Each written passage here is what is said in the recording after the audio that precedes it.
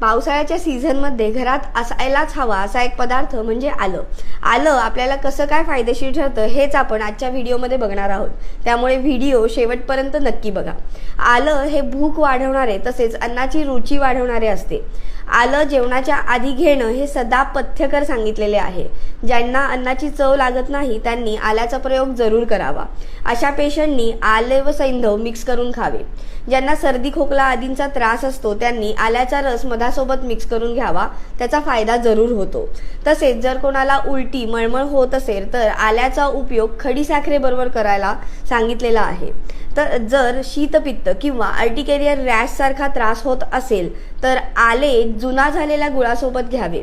एकंदरीतच ज्या लोकांना थंड वारा किंवा थंड पाणी यामुळे आजार झाले असतील, ज्यामध्ये वात व कफ वाढतो, अशा केसेसमध्ये आल्याचा उपयोग केला जातो. धन्यवाद.